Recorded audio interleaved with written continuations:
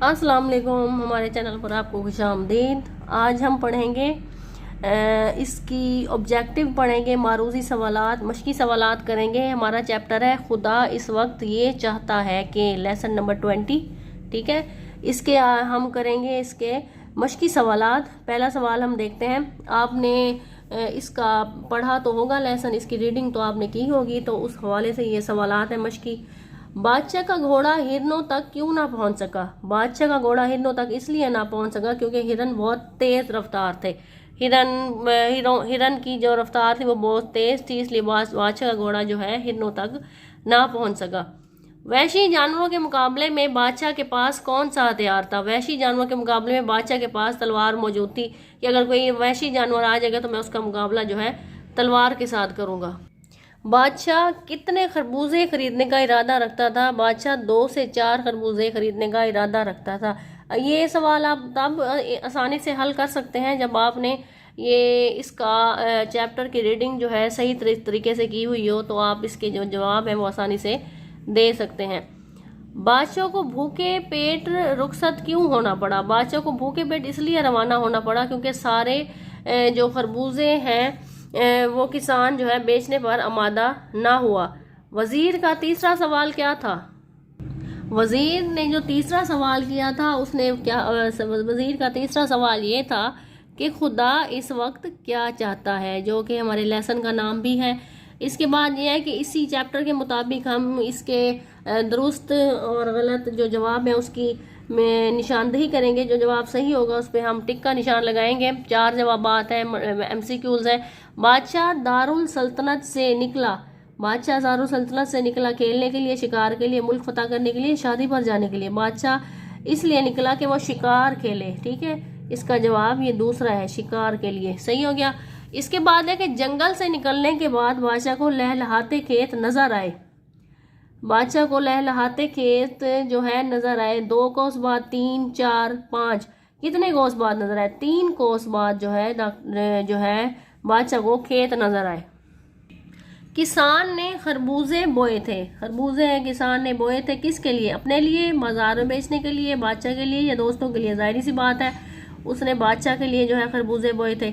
बादशाह के सामने आकर किसान ने सबसे पहले कहा।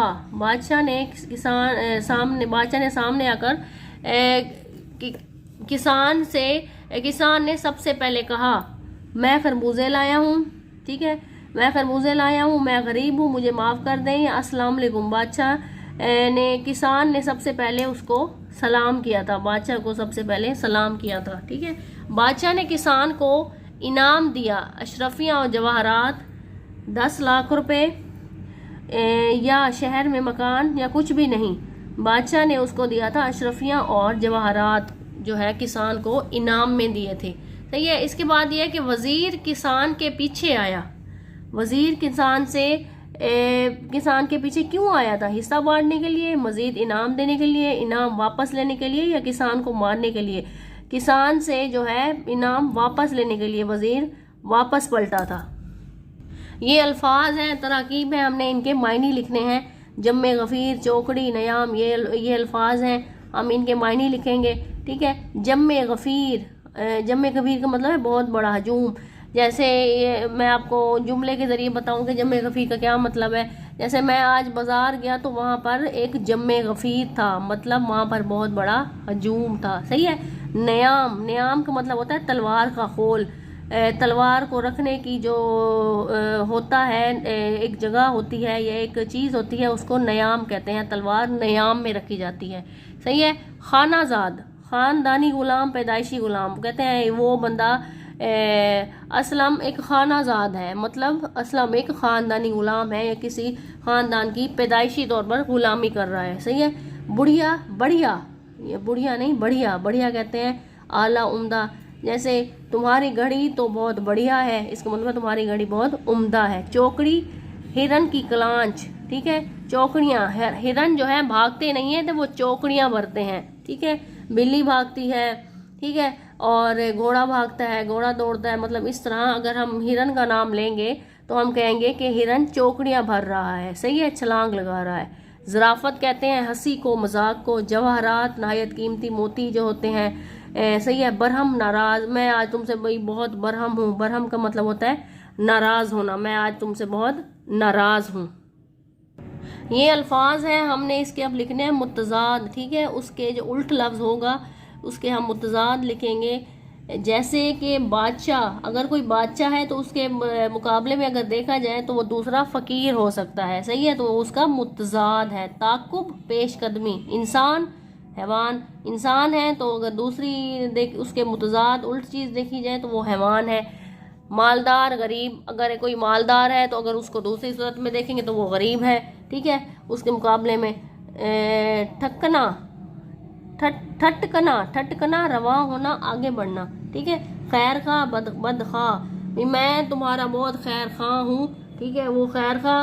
बद खा, मैं तुम्हारा बहुत बद खा हूँ, मतलब बुरा जाने वाला हूँ। ज़मीन, आसमान, ज़मीन है तो उसका मुतजाद होगा आसमान। शानदार, घटिया, ये चीज़ बड़ी शानदार है मतलब बहुत आला है, अच्छी है, उसके बदले में हम कहेंगे ये चीज़ बहुत घटिया है मतलब कम कीमत है, सही है। इसके बाद है कि हमने मुहावरात हैं उनको जुमलों में इस्तेमाल करना है, उनके जुमले बनाने हैं हमने इन लफ्ज़ों से। घोड़ा डालना, शिकारी ने हिरन के ताकुब में जो है घोड़ा डाल दिया, हिरन के मुकाबले में हिरन के पीछे में जो है घोड़ा डाल दिया, मतलब उसके पीछे दौड़ाया, ठीक है। धक से रह जाना, अचानक सिपाही को देखकर चौक धक से रह गया, मतलब हैरान हो गया, परेशान हो गया।